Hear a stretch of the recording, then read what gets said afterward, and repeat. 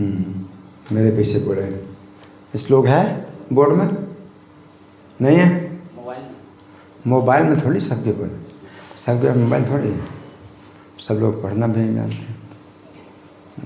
ये बहुत बड़ा ये जो है छिद्र है, बहुत बड़ा छिद्र है। फोट तो है यहाँ पर, लिखते नहीं। तपसा हेदमानेन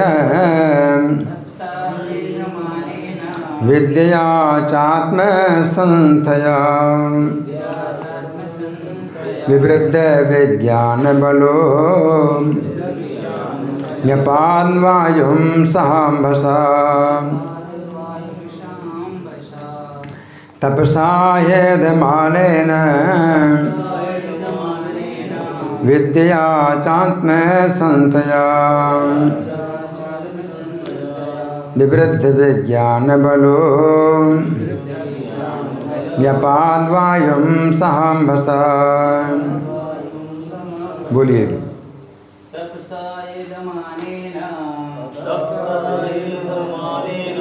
विद्या चात्मसंस्थया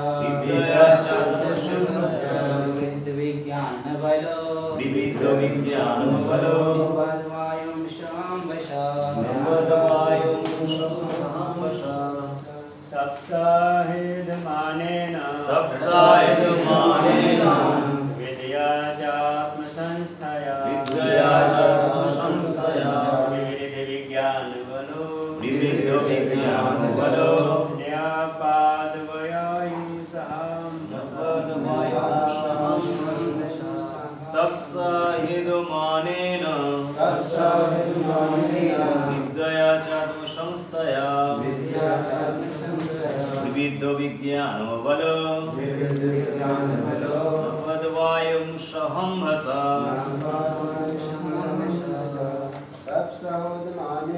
तपसा हेदमानेन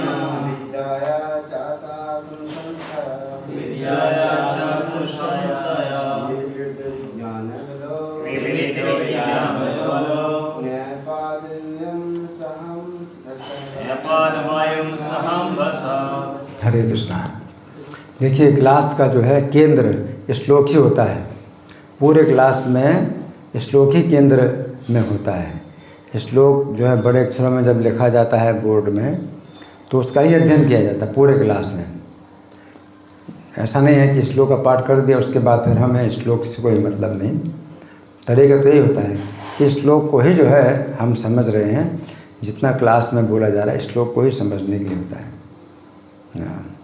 तो इसलिए अब आजकल जो है वो जैसे वो करते हैं ना, बोर्ड में डिस्प्ले करते हैं, फिर श्लोक ख़त्म कर देते हैं, बस प्रवचन हो रहा है ना। तो वो उतना अच्छा तरीका नहीं है। वो पूरे क्लास में वो श्लोक जो है वो बना रहना चाहिए, और श्लोक को जो है मतलब समझाना चाहिए। हाँ, तो हमेशा जो है क्लास में, पूरे क्लास में, चाहे डिस्प्ले मत करो। डिस्प्ले करते हैं फिर बाद में वो स्क्रीन बिल्कुल साफ़ हो जाता है। अगर डिस्प्ले करो तो भी स्क्रीन में वो श्लोक होना चाहिए, है ना। मेरे समदार बोलिए। तपसा, तपस्या से ही निश्चय ही हेधमानेन बढ़ते हुए विद्या दिव्य ज्ञान द्वारा च भी आत्मा संस्थया आत्मस्थ विवृद्ध परिपक्व विज्ञान व्यवहारिक ज्ञान बलः शक्ति न्यपात पी लिया वायु को सह अम्बसा जल के सहित। अनुवाद में पुष्टि बोली। दीर्घकालीन तपस्या तथा आत्म साक्षात्कार के दिव्य ज्ञान ने ब्रह्मा को व्यावहारिक ज्ञान में परिपक्व बना दिया था। अतः उन्होंने वायु को पूर्णतः जल के साथ पी लिया। तो तात्पर्य पढ़ने से पहले कथा वस्तु समझेंगे। कथा वस्तु क्या है कि ब्रह्मा जी ने क्या किया कि दिव्य वर्ष शतम तपस्या की दिव्य 100 साल तक। ब्रह्मा जी ने तपस्या की 100 साल तक। 100 साल तक, लेकिन किसके साल? हमारे साल, ब्रह्मा जी के साल, दिव्य साल, दिव्य वर्ष, 100 दिव्य वर्ष होता है। तो दिव्य वर्ष ये किसका होता है? ब्रह्मा जी का होता है, देवताओं का होता है। अगर ब्रह्मा जी के 100 साल हो गए तो पूरा जीवन ही चला गया उनका। दिव्य वर्ष जो है देवताओं का होता है। अगर ब्रह्मा जी का कहें 100 साल तो उनकी पूरी आयु उसी में चली जाएगी। तो देवताओं के जो 100 साल होते हैं तो हमारे कितने साल के बराबर है? देवताओं का 1 साल हमारा कितना साल का बराबर, या देवताओं का 1 दिन हमारा कितना होता है हमारे लिए? 6 महीने। देवताओं का 1 दिन हमारे 6 महीने। कौन से 6 महीने? 6 महीने का उत्तरायण होता है, 6 महीने दक्षिणायन होता है। तो कौन सा है 6 महीने? उत्तरायण के 6 महीने या दक्षिणायन के 6 महीने? नहीं पता। देवताओं का 1 दिन हमारे 6 महीने के बराबर है, उनकी 1 रात भी हमारे 6 महीने के बराबर है। तो अंदाज़ा लगाओ कि दिन का जो 6 महीना है वो कौन सा, उत्तरायण का होगा या दक्षिणायन का होगा?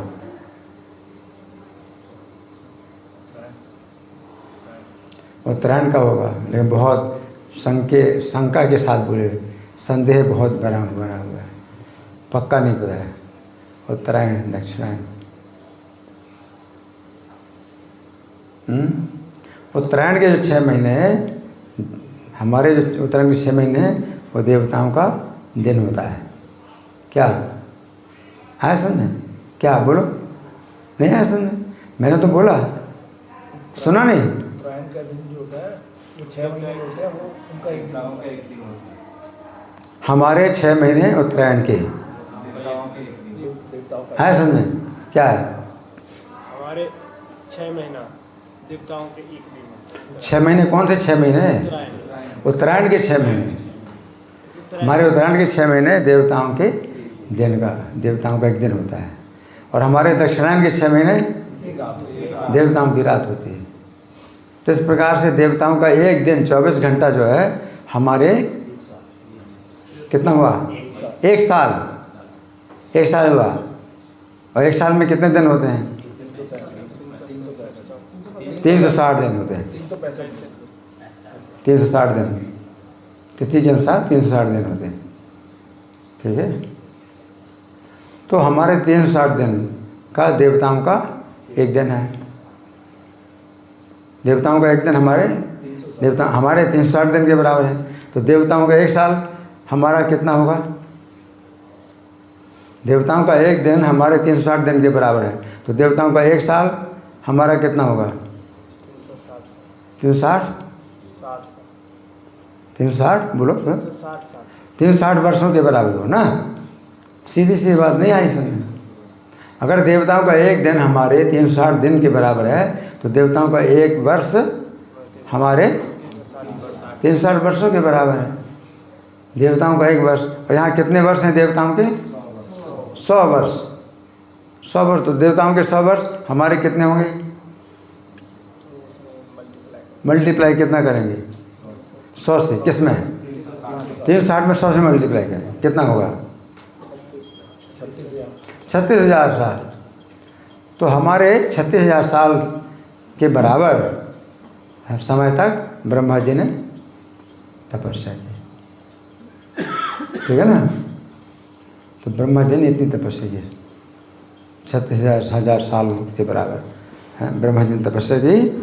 तो यहाँ ये बताया गया है कि जब दिव्य वर्ष शतम तपः है तो फिर क्या हुआ? तद विलोक्य अब्ज संभूता वायुना यत अधिष्ठितः। तो ब्रह्म जी ने अब देखा कि वायु के द्वारा क्या हो रहा है? पानी बहुत तेज़ी से कांप रहा है।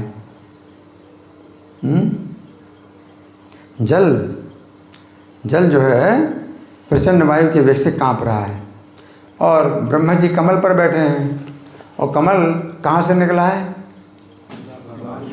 भगवान की नाभि से। लेकिन वो तो नाभि, भगवान की नाभि नहीं दिखाई दे रही, पानी दिखाई दे रहा है। हाँ, तो कमल जो है पानी में है, हाँ, और पानी बहुत तेज़ी से हिल रहा है। क्या क्यों हिल रहा है? हवा के द्वारा, हवा के कारण पानी बहुत तेज़ी से हिल रहा है।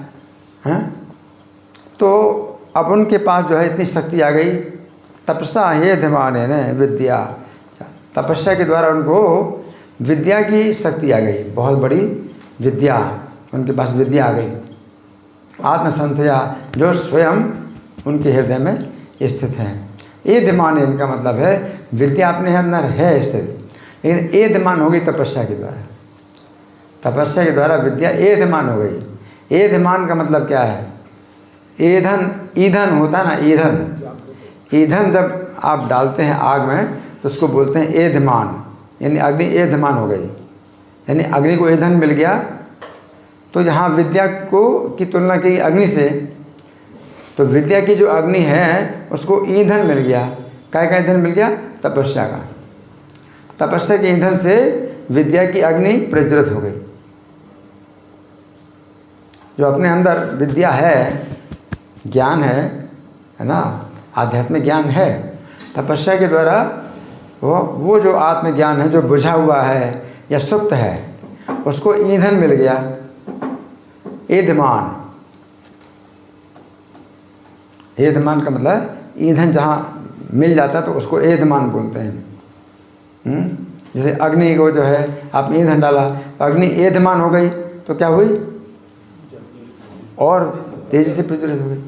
तो तपस्या ईंधन है। ब्रह्मा जी ने जो तपस्या की वो ईंधन था, है ना, और अपने अंदर जो विद्या है वो सुप्त पड़ी है, उसको ईंधन मिल गया तो क्या हो गया? वो हाँ एधमान हो गई, है ना। विवृद्धि विज्ञान बल, और उस विद्या के द्वारा उनको जो है विज्ञान का जो बल है वो बहुत बढ़ गया। विज्ञान का मतलब व्यवहारिक ज्ञान, व्यवहारिक ज्ञान उनका बहुत अधिक बढ़ गया। और उससे क्या किया उन्होंने? नेपात वायुम सहम्बसा, कि वायु के सहित पानी को पी लिया। अब देखिए कितना वायु थी और कितना अधिक जल है, तो उनके पास कितनी शक्ति आ गई? विज्ञान बल। ब्रह्मा जी के पास विज्ञान का इतना बल आ गया कि उन्होंने पी लिया। जैसे आजकल भी विज्ञान का काफ़ी बल है, विज्ञान के बल के द्वारा बहुत बड़े बड़े काम हो रहे हैं। जैसे ये भी विज्ञान का बल है ना, जो इसमें जा रहा है, चैनल में जा रहा है, तो चैनल में भी जो है प्रवचन सुरक्षित हो रहा है, तो ये भी विज्ञान का बल है ना। तो आजकल के वैज्ञानिकों ने भी जो है विज्ञान के बल पर काफ़ी उपलब्धियां प्राप्त की हैं। तो ब्रह्मा जी के पास विज्ञान का बल इतना ज़्यादा बढ़ गया कि स्वयं ही उन्होंने वायु भी पी ली और पानी भी पी लिया। इतनी वायु इतना पानी सब पी लिया, है ना। तो यहाँ पर जो है ये बताया गया है कि ब्रह्मा जी ने तपस्या के ईंधन के द्वारा पहले तो अपनी जो आत्मविद्या है, आत्मज्ञान की विद्या है, उसको एधमान किया, प्रज्वलित किया। ईंधन है, तपस्या ईंधन है, और आत्मविद्या जो है ये जो सुप्त अवस्था में है उसमें उन्होंने ईंधन डाला, तो आत्मज्ञान का बल बढ़ गया। और आत्मज्ञान का बल बढ़ गया तो फिर विज्ञान की शक्ति उनके पास इतनी आ गई कि उन्होंने वायु भी पी ली और क्या पी लिया? जल भी पी लिया। अब हम सुनेंगे प्रभुपाद तात्पर्य में क्या लिखते हैं। श्रील प्रभुपाद की जय। अस्तित्व के लिए ब्रह्मा का संघर्ष उस निरंतर युद्ध का निजी उदाहरण प्रस्तुत करता है जिस भौतिक जगत में जीवों तथा मोहिनी शक्ति माया के बीच चलता रहता है। तो प्रभुपाद क्या बता रहे हैं? अस्तित्व के लिए ब्रह्मा जी का संघर्ष, अस्तित्व के लिए ब्रह्मा जी का संघर्ष। तो क्या ब्रह्मा जी का भी जो है अस्तित्व खतरे में पड़ गया। क्यों? क्योंकि बहुत तेज़ी से पानी हिल रहा है, कांप रहा है, और हवा बहुत तेज़ी चल रही है। तो उससे क्या हो गया? ब्रह्मा जी की स्थिति डामाडोल हो गई। अब सोचो कोई व्यक्ति कमल में बैठा हुआ है और पानी, जिस पानी से कमल निकला है वो पानी बहुत तेज़ी से हिल रहा हो तो कैसा लगेगा।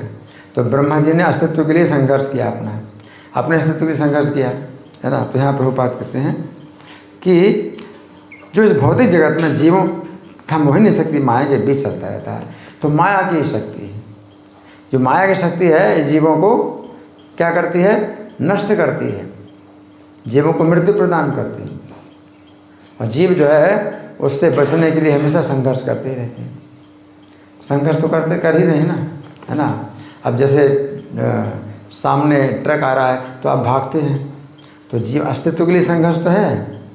सड़क में मान लीजिए आपके सामने ट्रक आ गया तो आप अपनी जान बचाने के लिए भागते हैं, तो जान बचाने के लिए संघर्ष, हाँ, इस भौतिक जगत में जीवों का निरंतर चल रहा है, निरंतर चल रहा है। और माया देवी जो है जीवों को क्या करती है, जीवों के ऊपर, हाँ, आक्रमण करती है, युद्ध करती है। और उसमें जो है आप जीने का संघर्ष करें, जीने के लिए संघर्ष कर रहे हैं। जैसे ठंड पड़ गई, बहुत ठंड पड़ गई, तो आपने गर्म कपड़े ओढ़ लिए, आग के पास बैठ गए, तो जीने के लिए संघर्ष है ना।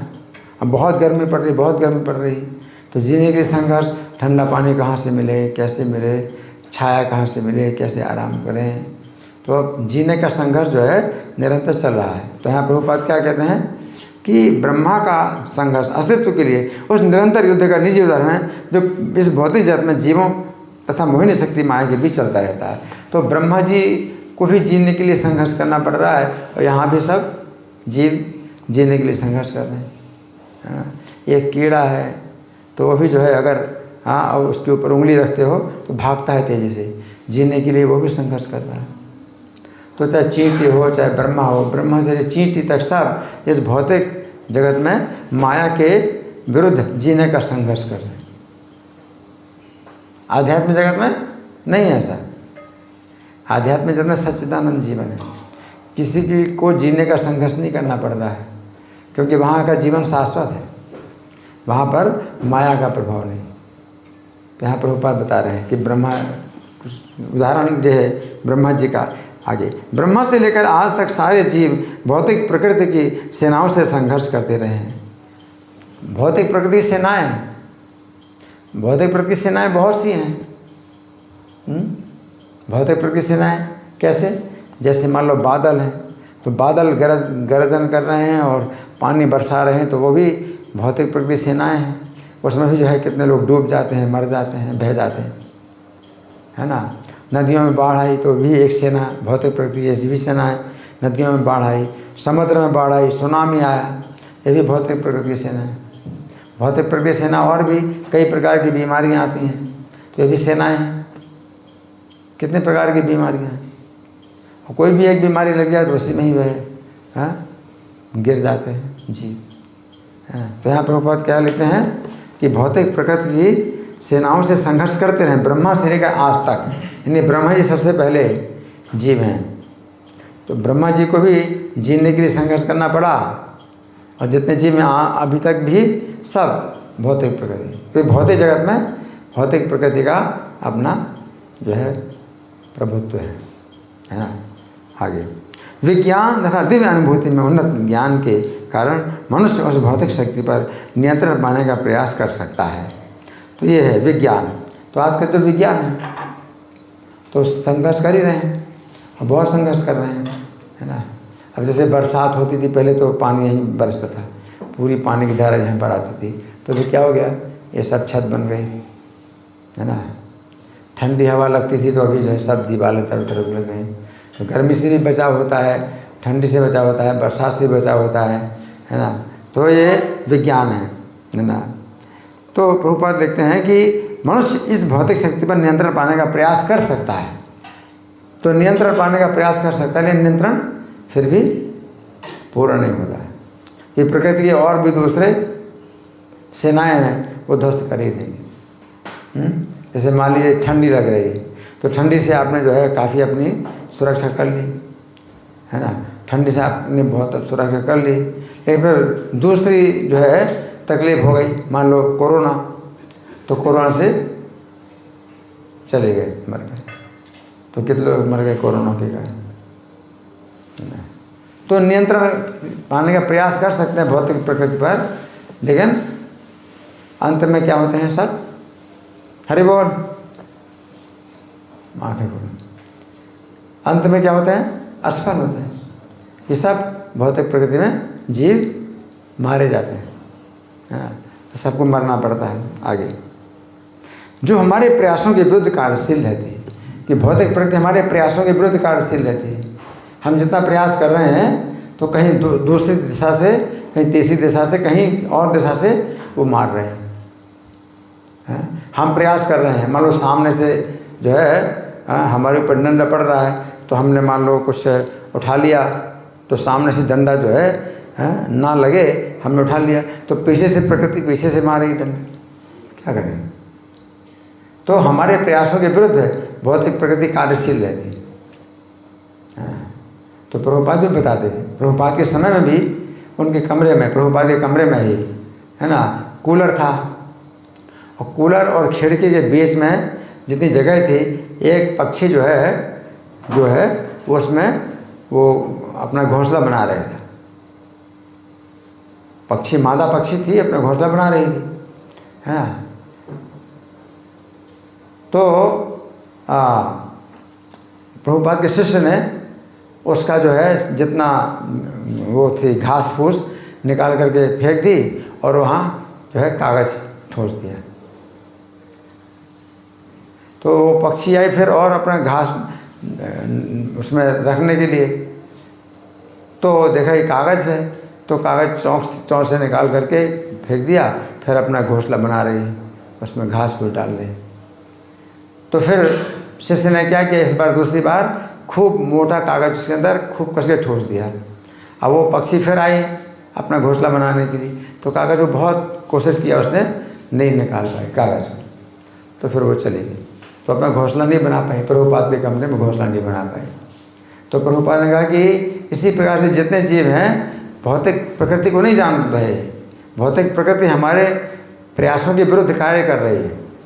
तो जो पक्षी है वो नहीं जानती है कि उसके प्रयास के विरुद्ध कोई यहाँ कार्य किया जा रहा है, वो नहीं समझ रही कि प्रभुपाद का जो शिष्य है वो उसको घोंसला बनाने के विरुद्ध कार्य कर रहा है, तो वो नहीं देख रहे। तो इसलिए प्रभुपाद कहते हैं इसी प्रकार से हम लोग भी माया को नहीं देख रहे हैं, और माया हमारे प्रयासों के विरुद्ध कार्य कर रहे हैं। हम सुख पाने की जितनी भी योजनाएं बनाते हैं उनको वो जो है दुख में जो है बदल रहे हैं। लेकिन माया देवी को हम नहीं देख रहे हैं। हम सोचते हैं अब तो ये काम चलो किसी कारण से हो गया, अब आगे नहीं होगा, अब मैं ऐसे करूँगा तो अब नहीं होगा। लेकिन भौतिक प्रकृति भी एक क्या है, देवी है, जो आपको सुख भोगने नहीं दे रही है। उसकी जो है चालें इस प्रकार की होती हैं कि आप सुखी ना हुए, कोई ना कोई आपको जो है दुख में आपको जो है वो डालने का प्रयास कर रही है। तो उस प्रकृति का जो व्यक्तित्व है वो कोई नहीं जान रहा है। आज के विज्ञान में इस भौतिक प्रकृति को जो है एक जड़ वस्तु माना जाता है, नहीं माना जाता कि एक चेतन, एक देवी है जो प्रत्येक जीव को क्या कर रही है, दुख प्रदान कर रही है। आप जितना सुख पाने का प्रयास करते हैं उतना ही वो दुख प्रदान कर रही है। क्यों?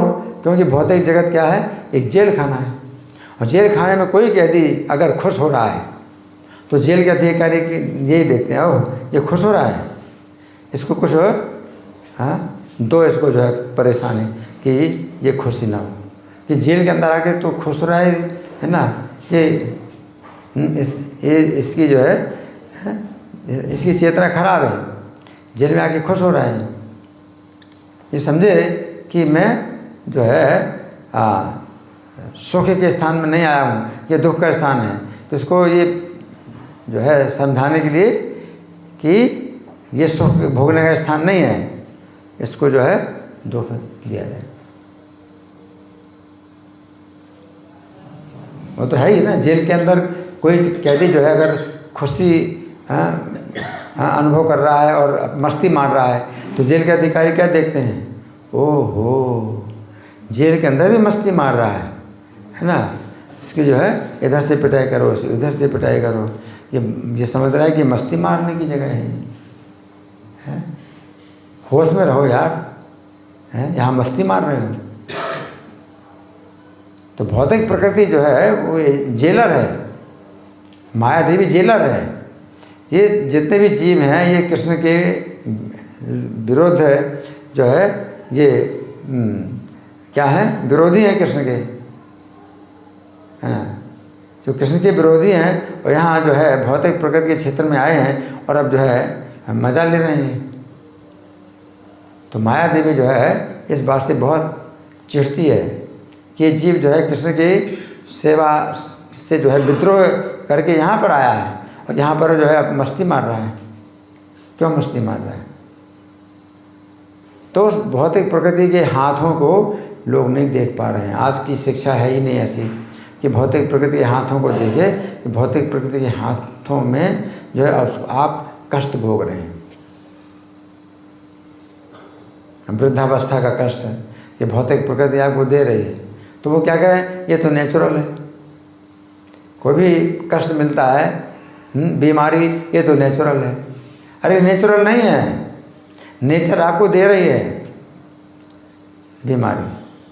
बुढ़ापा नेचुरल है, नेचुरल नहीं है, नेचर आपको बुढ़ापा का कष्ट दे रही है।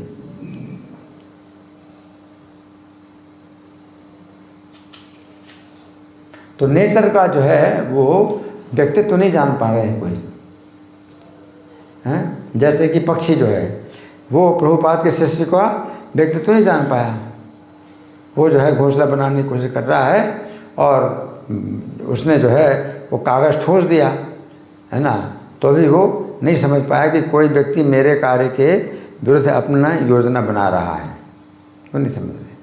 इसी वजह से भौतिक प्रकृति की योजनाएं जो है आपके सुखी होने के प्रयास में बाधा उत्पन्न कर रही है और उसकी पूरी जो है यही दृष्टि लगी है आपके ऊपर, प्रत्येक जीव के ऊपर उसकी भौतिक प्रकृति दृष्टि जो है पूरी लगी हुई है। फोकस, क्या फोकस, जो ये सो रहा है इसको मारो थप्पड़, जो सो रहा है, भौतिक प्रकृति देखती है इसको, हैं यहाँ मजा ले रहा है, सो रहा है, मारो इसको थप्पड़।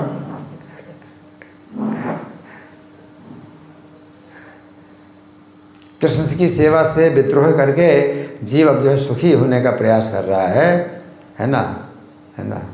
तो भौतिक प्रकृति जो है वो बिल्कुल भी जो है नहीं चाहती है कि अब यहाँ पर आकर के तुम सुखी हो, है ना। तो यहाँ पर जो है यहाँ पर ऊपर लिख रहे हैं कि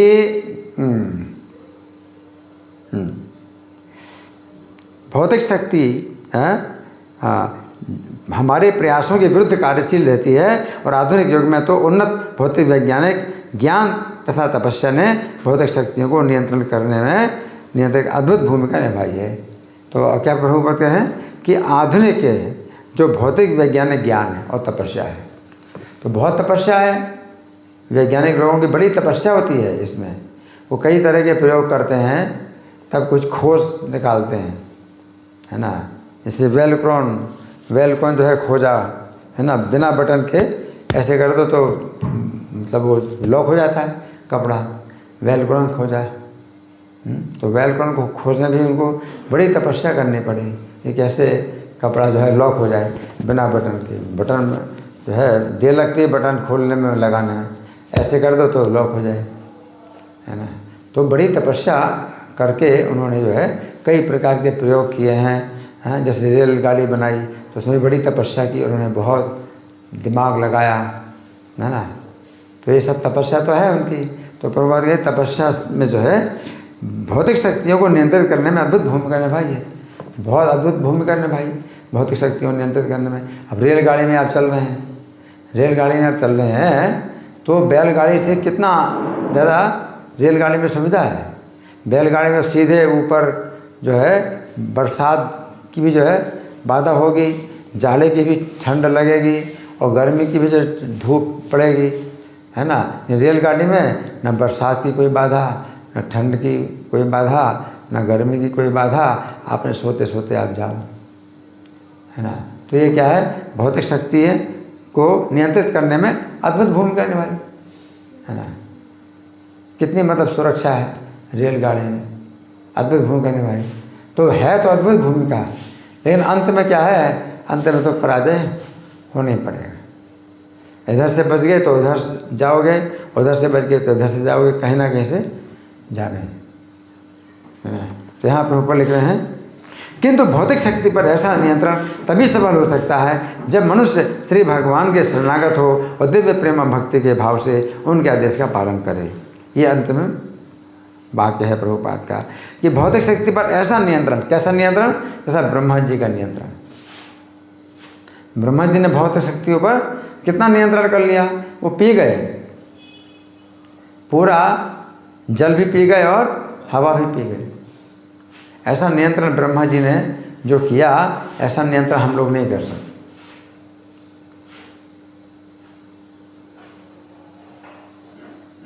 और ब्रह्मा जी की आयु कितनी बड़ी है, ब्रह्मा जी की आयु कितनी बड़ी है हमारे हिसाब से, हैं 31 नील 10 खरब 40 अरब वर्ष की है। कितना? हाँ, 31 नील 10 खरब 40 अरब वर्ष की आयु है उनकी, ब्रह्मा जी की। तो इतना नियंत्रण है भौतिक प्रकृति पर ब्रह्मा जी का। अगर हम नियंत्रण करते हैं अपने भौतिक प्रकृति के ऊपर तो ज़्यादा से ज़्यादा कितना जी लेते हैं, 60 साल 70 साल, उसके बाद वो हरि बोल, है ना। लेकिन ब्रह्मा जी का कितना नियंत्रण है। तो प्रभुपाद कहते हैं कैसे इतना हुआ नियंत्रण, कि जब मनुष्य श्री भगवान के शरणागत हो और दिव्य प्रेम भक्ति के भाव से उनके आदेश का पालन करे। अगर ब्रह्मा जी ने शरण ली भगवान की और क्या दिव्य प्रेम भक्ति के भाव से उनके आदेश का पालन किया, तो ब्रह्मा जी, तो उनको जो है कितनी सुरक्षा प्राप्त हो गई ब्रह्मा जी को। तो ब्रह्मा जी के लोक में जो है कितनी सुविधाएं हैं। तो यहाँ प्रभुपाद का तात्पर्य समाप्त हुआ। तो हम जरा समझेंगे कि ये ऐसी घटना, जैसे ब्रह्मा जी ने क्या पी लिया, जल पी लिया और वायु हवा पी ली, है ना। उसी प्रकार से श्री कृष्ण की लीला में भी, है ना, जब कालिया का दमन किया था भगवान ने, है ना, तो सवेरे सवेरे गए थे कालिया का दमन करने के लिए, और 8 घंटे तो कालिया के ही जो है भगवान लपेट में पड़े रहे, कालिया ने लपेट रहा। और जो ब्रजवासी जब दौड़ करके आए वहाँ, तो उनका भी जो जीवन कृष्ण के ही साथ, उनको लगा कि अब हमारा भी जीवन गया, कृष्ण ऐसे संकट में पड़े हैं। और फिर अंत में कृष्ण ने कालिया का दमन किया, है ना, और जल से बाहर आए। जब जल से बाहर आए तो ब्रजवासी लोग जो है बहुत थक गए थे, अब वापस घरों में नहीं गए। जितने ब्रजवासी थे वो थक गए थे, वापस घरों में नहीं गए, तो वहीं पर ही सो गए, क्योंकि रात हो गई थी। तो कृष्ण के कारण जितने ब्रजवासी हैं पूरा दिन उनका जो है वहीं पर ही चला गया, और वो सो गए वहीं यमुना के तट पर सो गए। उस समय आधी रात में आग लग गई, आग लग गई, है ना। तो प्रकृति के ये सब प्रकोप होते हैं, आग लग गई आग, और आग में घिर गए। तब नींद खुली जब ब्रजवासियों की, अब रात का समय है और आग से घिर गए। ब्रजवासी कृष्ण को ही पुकारते हैं, कृष्ण रक्षा करो, कृष्ण रक्षा करो। तो कृष्ण ने क्या किया, उस समय दावानल को पी लिया, आग को पी लिया। तो ये घटना इसी प्रकार की है ना, जैसे ब्रह्मा जी ने वायु पी लिया, जल पी लिया, तो कृष्ण ने क्या किया, दावानल पी लिया, है ना। ये घटना है। दूसरी घटना भांडीर वन में, भांडीर वन में है, जब श्री कृष्ण जो है अपने जो सखाओं के साथ खेल रहे थे, है ना, तो उस समय क्या था, आग लगी थी भांडीर वन में। गऊ में भी जो है आग में घिर गई, गऊ में आग में घिर गई। गौओं को ढूंढते ढूंढते गए तो गौ में चला रहे हैं, आग में घिरी हुई हैं, है ना। और जितने बालक हैं वो भी घिर गए। तो भगवान ने सबको कहा कि तुम लोग जो है आँखें बंद कर लो अपनी। तो भगवान ने सबको आंखें बंद करवा दी और फिर आग को पी गए और सबको जो है उस स्थान से दूसरे स्थान में ले आए, बिल्कुल सुरक्षित छायादार स्थान में ले आए। तो ये जो है मतलब भगवान की एक लीला है कि क्या किया उन्होंने इस बार भी, दावानल को पी लिया, है ना। अगस्त मुनि ने समुद्र पी लिया। किसने? अगस्त मुनि। क्या पी लिया? समुद्र। कितना बड़ा समुद्र है, समुद्र पी लिया, है ना। ये कैसे और क्यों पी लिया? क्योंकि असुर लोग जो है देवताओं को जो है क्षति पहुंचा करके समुद्र में छिप जाते थे, समुद्र में छिप जाते थे। देवता लोग जो है असुरों को क्षति पहुंचा कर समुद्र में छिप जाते थे। समुद्र में कैसे छिप जाते थे? जैसे मछलियाँ, ऐसे उनके पास वो भी शक्ति है कि पानी में भी रह सकते हैं। जैसे मछलियाँ पानी में रहती हैं और उनको जो है अगर वो पानी में छिप जाएं तो कौन ढूंढ पाएगा। तो देवताओं को बड़ी मतलब परेशानी होती थी। तो अगस्त मुनि से जब कहा तो अगस्त मुनि ने क्या किया? पूरा समुद्र पी लिया, पूरा समुद्र पी लिया। अब कहाँ छिपेंगे? पानी जो है मतलब पी लिया तो अब कहाँ छिपेंगे?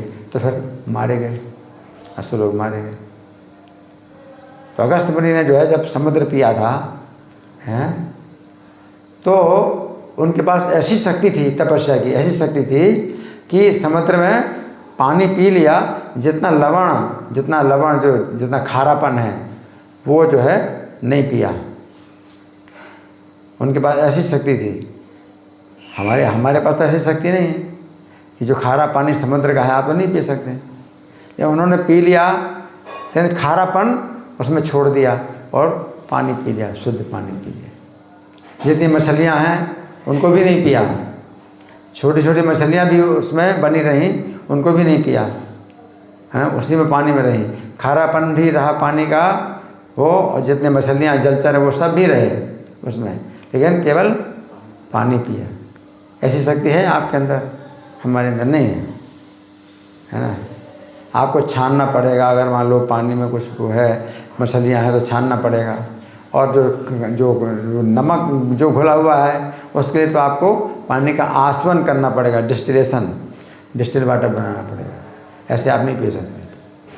लेकिन अगस्त मुनि के पास ऐसी शक्ति थी समुद्र में। लेकिन अगर पूरा पानी पी लिया होता तो जलचर फिर कैसे जिंदा रहते।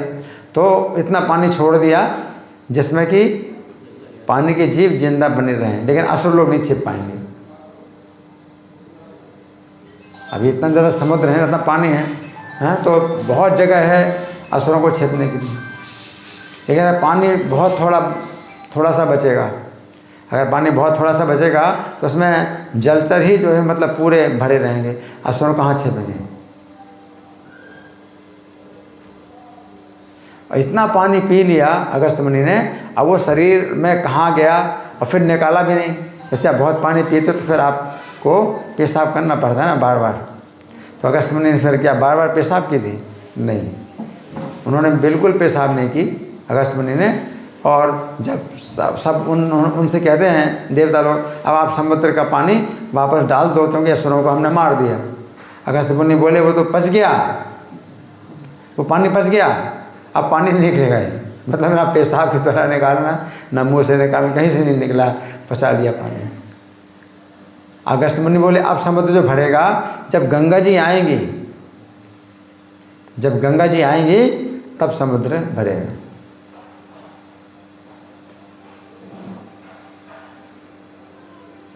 तो जिस समय महाराज सगर थे इस पृथ्वी के राजा, उस समय समुद्र जो है सूखा हुआ था, तो सब जमीन ही जमीन थी।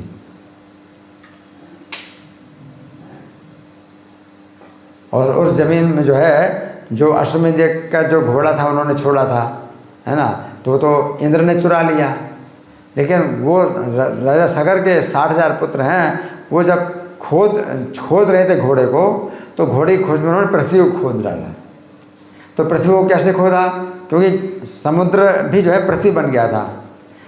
जहाँ समुद्र था तो अगस्त मुनि ने पानी पी लिया, तो समुद्र का जो है हिस्सा बहुत थोड़ा सा रह गया, बाकी समुद्र का भी जो हिस्सा था वो ज़मीन की तरह था।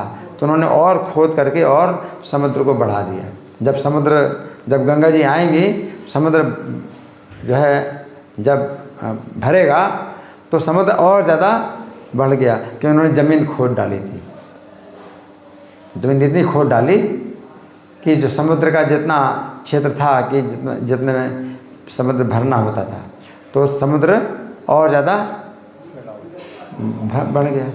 जैसे भारतवर्ष का जो है ये जो नक्शा है ना, तो सब टेढ़ा मेढ़ा क्यों हो रहा है? जम्बू द्वीप का हिस्सा है, तो जम्बू द्वीप एक ही जो है मतलब सर्किल जैसा जम्बू द्वीप था।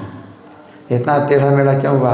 सगर के पुत्रों ने, जिस समय समुद्र नहीं था तब उन्होंने पृथ्वी को खोदा था। इतना खोदा कि लंका और भारत के बीच में कितना समुद्र आ गया, जबकि पहले लंका और भारत के बीच में समुद्र था ही नहीं, पूरा एक ही पृथ्वी थी। सिंगापुर है, लंका, सिंगापुर, कितने जो द्वीप हैं, जापान है, ये सब समुद्र के बीच में जो बहुत से देश हैं। तो पहले समुद्र के बीच में नहीं थे, ये सब एक ही ज़मीन थी पूरी, समुद्र था ही नहीं यहाँ पर। समुद्र कितना बढ़ा दिया। और बाद में जब गंगा जी आई तो समुद्र का पानी फिर से खारा हो गया। क्यों? कि पहले खारापन उसमें था ही, खारापन उन्होंने नहीं पिया था अगस्त मुनि ने। तो गंगा जी के शुद्ध जल से भी ये समुद्र का जो है जो पानी है वो शुद्ध नहीं हुआ, खारा, फिर भी खारा होगा। क्यों? कि जितना खारापन था अगस्त मुनि ने पिया ही नहीं, तो खारापन बहुत ज़्यादा था। और जब गंगा जी के संपर्क से जब समुद्र भरा तो भी समुद्र का पानी खारा ही हुआ, क्योंकि खारापन तो पूरा जो है उसमें पानी नहीं था, जो थोड़ा सा पानी बचा उसमें पानी पूरा खारापन था। तो अगस्त मुनि ने जो है समुद्र पी लिया और उसको निकाला ही नहीं अपने शरीर से, पचा लिया। ऐसी शक्ति कहाँ से आई शक्ति? तपस्या। फिर प्रचेताओं ने भी भागवतम में 4वें स्कंद में वर्णन आता है, जो राजा प्राचीन बरही के 10 पुत्र थे प्रचेता, तो उन्होंने भी भगवान से जो है जब वरदान प्राप्त कर लिया और फिर उनको जो है सृष्टि करनी थी, तो जब देखा कि पूरी पृथ्वी में पेड़ ही पेड़ हो गए, वृक्ष ही वृक्ष हो गए, है ना। और उनको भगवान ने आदेश दिया था कि तुम एक जो है तुम पत्नी प्राप्त करो और उससे जो है तुम फिर सृष्टि उत्पन्न करो। तो उन्होंने जब देखे कि वृक्ष ही वृक्ष हैं, तो अपने मुख से आग उत्पन्न की और वृक्षों को जलाया। इतनी शक्ति। तो प्रचेताओं ने क्या किया? मुंह से आग उत्पन्न की। देखो भगवान ने आग पी ली, प्रचेताओं ने मुंह से आग उत्पन्न की। क्यों आग उत्पन्न की? किस लिए? हाँ, वृक्ष ही वृक्ष थे, पूरी पृथ्वी में वृक्ष ही वृक्ष थे, तो उन्होंने वे वृक्षों को जलाने के लिए आग उत्पन्न की, है ना। तो प्रचेताओं ने, जगन्नाथ दास बाबा जी का भी जो है कुछ इस संबंध में जो है कार्य हुआ ऐसा। जगन्नाथ दास बाबा जी तो जानते हो ना, जगन्नाथ बाबा जी कौन है? जगन्नाथ दास बाबा जी कौन है?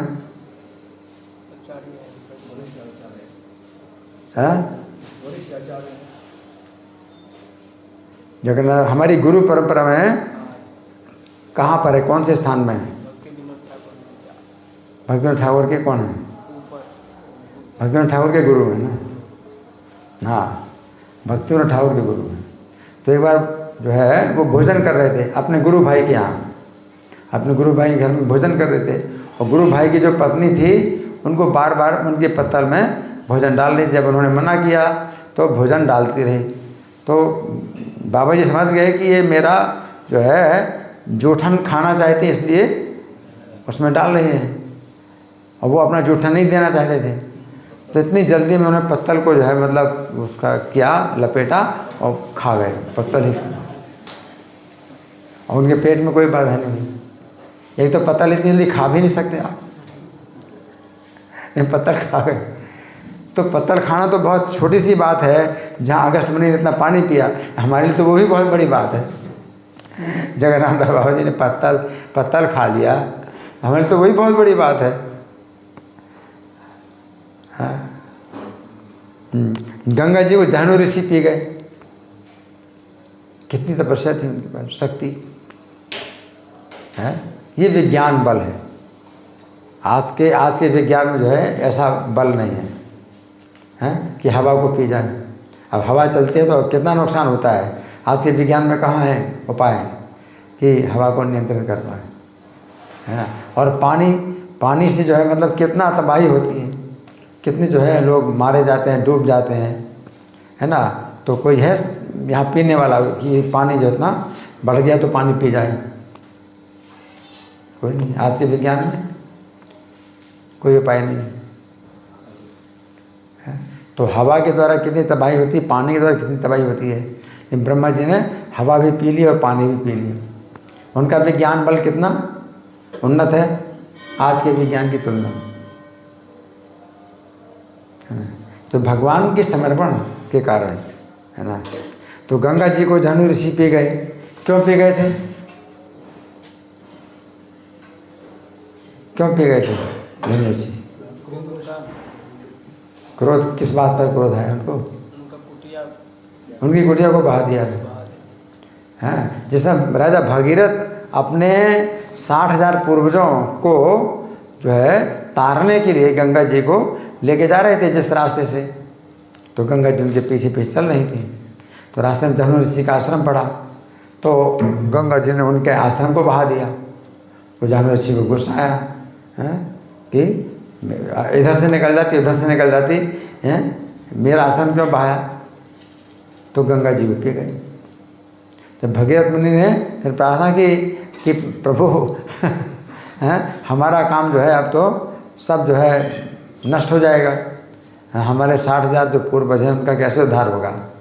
तो आप गंगा जी को रिलीज़ कर दो। तो दाहिने कान से रिलीज़ किया गंगा जी, और वो गंगा जी को फिर जाहनु मुनि की कन्या के रूप में गंगा जी ने स्वीकार किया अपना पिता के रूप में। तो गंगा जी जो है जाह्नवी कहलाती हैं, जाहनु की कन्या, है ना। तो ये है। तो यहाँ पर जो है ब्रह्मा जी का जो वर्णन हो रहा है कि सृष्टि में जिस समय कुछ भी उत्पन्न नहीं हुआ था, ब्रह्मा जी ने जो है मतलब इतनी बड़ी शक्ति उन्होंने प्राप्त की कि पूरी हवा और पूरा पानी पी गए, है ना। लेकिन जब भगवान श्री कृष्ण का जन्म हुआ और नंदोत्सव हुआ था, नंद महाराज गोकुल में नंद महाराज ने उत्सव किया था कृष्ण के जन्म का, तो ब्रह्मा जी उस समय आए थे। उस समय ब्रह्मा जी आए थे तो गर्ग संहिता में वर्णन है, सनत कुमार कपिल सुख व्यासादि भी सहा।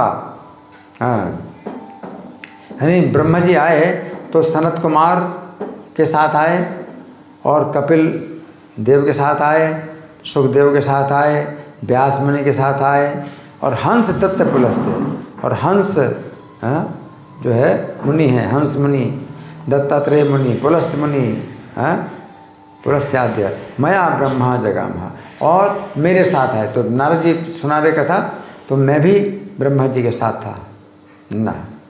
हंसारूढ़ो हेम वर्णो, ब्रह्मा जी हंस के ऊपर बैठ करके आए। अभी तो कमल के आसन पर बैठे हैं, ब्रह्मा जी को हंस तो नहीं मिला अभी, लेकिन बाद में उनको हंस भी मिलता है। कैसे मिलता है, कहाँ से मिलता है, वो देखना पड़ेगा। लेकिन फिर हंस में आरूढ़ होकर के ब्रह्मा जी गोकुल में आए। हंसारूढ़ हो हेम वर्ण हो, और उनका रंग कैसा है, सोने जैसा रंग है ब्रह्मा जी का।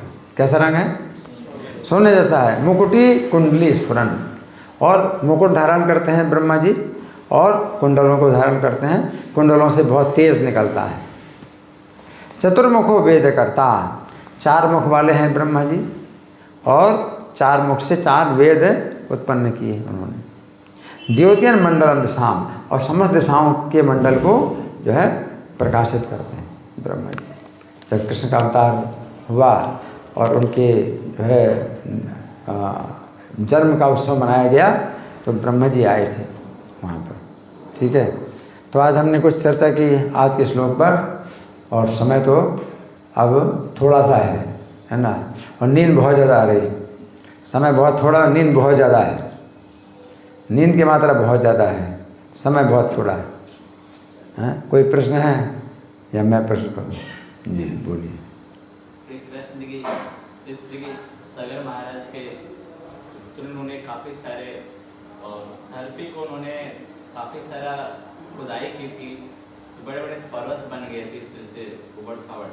तो पृथ्वी महाराज ने अपने धनुष के ना ना ना ना ना, अरे पृथु महाराज की बात तो बहुत पीछे की है। तो उनने धनुष से कोई बराबर क्या था? पृथु महाराज के समय में जो है ये जो पृथ्वी थी वो बहुत ऊंची नीची थी। उस समय तो समुद्र भी नहीं थे। पहले के लिए हाँ, 7 समुद्र भी नहीं थे उस समय। पृथु महाराज के समय 7 समुद्र, गंगा जी की बात तो बहुत दूर की है ना। तो उन्होंने अपने धनुष की नोक से पृथ्वी को समतल किया था, तो वो स्वयंभू मनमंत्र में पृथु महाराज हुए। और स्वयंभू मनमंत्र आधा तो बीत गया महाराज पृथु के वंश में, और दक्ष जब उत्पन्न हुए, फिर दक्ष जब तपस्या करने गए तो ये वंश उत्तानपाद का जो वंश है वो जो है नष्ट हो गया। तो ब्रह्मा जी की आज्ञा से फिर प्रिव्रत राजा बने। तो प्रिव्रत राजा ने स्वयंभू मनमंत्र का जो आधा हिस्सा बीत गया था, उसी आधे हिस्से में उन्होंने राज्य किया प्रिव्रत ने, और अपने रथ को जो है सुमेरु पर्वत के चारों तरफ 7 बार परिक्रमा की, तो 7 समुद्र बने, 7 समुद्र बने, है ना। अब वो ये 7 समुद्र इस प्रकार से बने हैं, इतने बड़े बड़े गड्ढे बने हैं, तो इसमें कि आप कहेंगे भाई इतनी मिट्टी कहाँ चली गई? वो मिट्टी कहाँ चली गई? अब उनके रथ में इतनी शक्ति थी कि वो मिट्टी को भी दबा दिया, मिट्टी को भी इतना दबा दिया गहरे कि मिट्टी बाहर आई ही नहीं, और 7 जो है वो बन गए, गड्ढे बन गए, है ना। तो 7 समुद्र उस प्रकार से बने। और ये राजा सगर तो ये वैवस्वत मनमंत्र में श्री राम के जो है कुछ पीढ़ियाँ पहले थी, है ना। तो श्री राम जो है 24वें त्रेता में हुए, तो 7वां मनमंत्र है। 7वें मनमंत्र में गंगा जी आई हैं, और गंगा जी जब आई तो वामन अवतार के द्वारा जो है गंगा जी जब प्रकट हुई थी तो स्वर्ग में ही थी, पृथ्वी में नहीं आई थी, है ना। लेकिन राजा भगीरथ ने तपस्या की तो गंगा जी आई। तो उसके बीच में समुद्र को जो है, जो खारे पानी का समुद्र, उसको पिया था अगस्त मुनि ने। तो 7वें मनमंत्र में समुद्र, खारे पानी समुद्र को पिया। और वो जो थे उनके जो वो थे सगर के 60,000 पुत्र थे, तो उन्होंने पृथ्वी को खोदा। अब पृथ्वी को खोदा तो वो जो मिट्टी है वो कहाँ गई? तो फिर वो लगता तो यही है कि वो मिट्टी जो है वो क्या हुआ कि जैसे समुद्र का गड्ढा था, समुद्र का गड्ढा ऐसा था, तो उन्होंने और खोदा तो मिट्टी उधर चली गई, और यहाँ पर समुद्र की जो है विस्तार बढ़ गया। जैसे मान लो तालाब है, तालाब को आप किनारे से आप खोदते हैं, है ना, तो अंदर की गहराई कम हो जाएगी, लेकिन तालाब की जो है तालाब का विस्तार बढ़ जाएगा, ऐसा है ना। तो उन्होंने जो समुद्र के गड्ढे तो बने ही थे, पृथ्वी को उन्होंने जो खोदा तो गड्ढे को ही मतलब और खोदा उन्होंने, तो गड्ढे की तरफ जो है मिट्टी चली गई और गड्ढा और ज़्यादा बड़ा हो गया। तो समुद्र के गड्ढे को उन्होंने बढ़ाया, तो जब गंगा ने समुद्र को भरा तो समुद्र, अब पृथ्वी का हिस्सा बहुत कम रह गया, समुद्र का हिस्सा बहुत बड़ा हो गया। ठीक है। और समुद्र जो है कितनी गहराई तक जाता है, वो कम से कम 2 किलोमीटर 3 किलोमीटर, कितना किलोमीटर आज के विज्ञान ने अगर कुछ निकाला है तो उसमें अभी भी इतनी सामर्थ्य है कि कितना डूब जाए, कितना भी चीज़ें डूब जाएंगी, समुद्र में हो सकती है। तो ऐसा थोड़ी है कि उन्होंने खोदा तो फिर समुद्र की गहराई कम पड़ गई। समुद्र की इतनी ज़्यादा गहराई है कि उसमें इतना जो उन्होंने खोद दिया तो भी उससे कुछ फ़र्क नहीं पड़ा कि समुद्र की गहराई कम हो गई हो। और हमारे लिए अब जो है आसान हो गया वो समुद्र पार करना कि बीच में खड़े हो जाए, तो ऐसा नहीं। ठीक है ना जी। उत्तरायण दक्षिणायन ये क्या है? उत्तरायण दक्षिणायन क्या है? उत्तरायण और दक्षिणायन जो है ये एक साल जो होता है ना, तो एक साल में सूर्य का जो है मतलब पूरा जो है एक जो है परिक्रमा पूरी होती है ना। तो उसके 2 हिस्से होते हैं, बल्कि उसको 12 हिस्सों में विभाजित किया गया है परिक्रमा के मार्ग को, उसको संक्रांति बोलते हैं। सूर्य के जो है परिक्रमा का जो रास्ता है उसको 12 हिस्से में बराबर किए तो संक्रांति होती है। तो प्रत्येक महीने में संक्रांति आती है ना। तो जो जनवरी का जो महीना है उसमें जो मकर संक्रांति आती है, तो उस दिन से उत्तरायण शुरू होता है। और 6 महीने, तो वो कौन सा महीना होगा संक्रांति का, किस महीने की संक्रांति तक चलेगा? हैं? जनवरी से शुरू हुआ जो है, तो जून के जो महीने में जो संक्रांति आएगी, जनवरी से फरवरी 1 हो गया तो जुलाई हो गया, जुलाई तक, जुलाई के बीच में ये जो हमारा अंग्रेजी का कैलेंडर होता है तो उसमें हर महीने के बीच में ही संक्रांति पड़ती है। सूर्य के अनुसार बनाया गया है, सूर्य के अनुसार ये हमारा ये अंग्रेजी की महीने बनाए गए। तो संक्रांति हमेशा 14 तारीख या 15 तारीख या 17 तारीख ऐसी के आसपास संक्रांति हमेशा पड़ती है, महीने के बीच में ही पड़ती है संक्रांति। जनवरी में जो चालू होता है उत्तरायण होता है चालू, उत्तरायण चालू होता है। तो जुलाई में जो संक्रांति पड़ेगी 15 के आसपास, तो उत्तरायण समाप्त होता है। और फिर 15 जुलाई के बाद दक्षिणायन शुरू होता है ना। 14 जनवरी तक दक्षिणायन चलता है। ठीक है, धन्यवाद। ग्रंथराज श्रीमद् भागवतम की जय, श्रील प्रभुपाद की जय। हरे कृष्ण। बहुत बहुत धन्यवाद करते हैं गिरिजा जी का, बहुत ही सुंदर डिटेल में प्रभु जी हमें क्लास किया और समझाया। तो प्रभु जी करें लोग बच्चों से इस महामंत्र लीजिए। हरे कृष्णा कृष्णा कृष्णा हरे हरे, हरे राम